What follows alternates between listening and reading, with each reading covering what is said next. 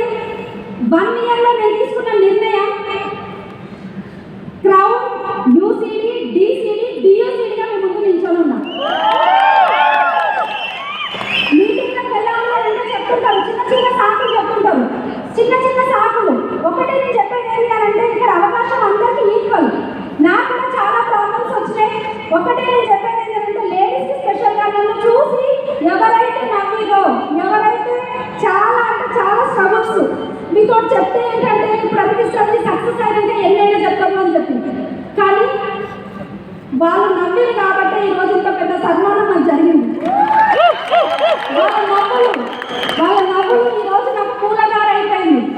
చాలా మంది హేళన చేసింది నన్ను, మీ వైపు ఏమైంది, సప్లిమెంట్స్ బిజినెస్ నీకు వెళ్ళట్లేదు ఇంట్లోకి, ఎందుకు ఆ బిజినెస్ చేపిస్తున్నావు? చుట్టుపక్కల వాళ్ళు నవ్వుకున్న వాళ్ళు మామూలుగా లేదు, చాలా మంది నవ్వి నన్ను చూసి.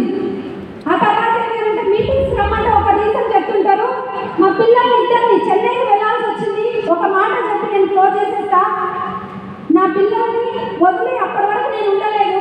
ఆ తర్వాత నేను ఆ ఇద్దరిని మా అమ్మ వాళ్ళ ఇంటి దగ్గర, ఇక్కడ నాకు చెన్నై మీటింగ్ వెళ్ళాలి అని చెప్పేసి వాళ్ళిద్దరిని వదిలేసి ఇంటి దగ్గర బస్సు మొత్తం నేర్చుకుంటూనే వచ్చిన, నా పిల్లల్ని వదిలేసిన అని చెప్పి బస్సు మొత్తం నేర్చుకుంటూనే వచ్చిన. చెన్నై నుంచి వచ్చేసరికి నాకు ఇక్కడికి వచ్చేసరికి ఏంటంటే, మా పెద్ద బాబు చెయ్యి మొత్తం కాలింది, చెయ్యి మొత్తం కాలుతుందనమాట.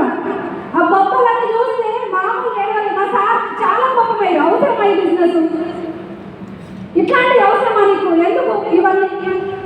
కానీ ఆ రోజు నేను వాళ్ళకి ఏమి ఇస్తున్నానో, వాళ్ళని వదిలేస్తున్నానో, ఏం చేస్తున్నానో వాళ్ళకి తెలియదు. కానీ ఈ రోజు వాళ్ళకి నచ్చిన లైఫ్ నేను ఇవ్వగలుగుతున్నా.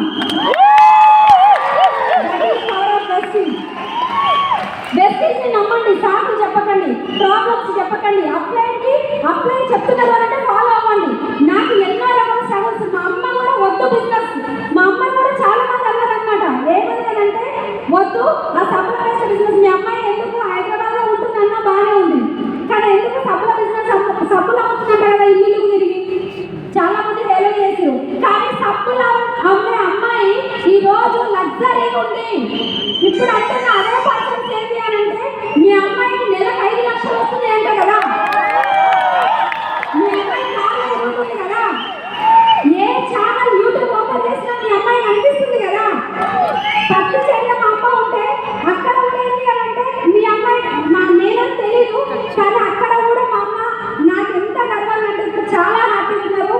మా అత్తమ్మ మామయ్య కూడా చాలా నాకు స్టార్టింగ్లో వద్దు అట్లాంటి బిజినెస్ అన్నారు, కానీ వాళ్ళ మాటకు వినకుండా ఇక్కడ డ్రీమ్ చేసుకున్నా, ఇక్కడ డిసైడ్ అయినా, ఈ మీటింగ్ నుంచి బయటకు వెళ్ళినా ఈ రోజు వచ్చేసరికి 5,05,000 ఇన్కమ్తో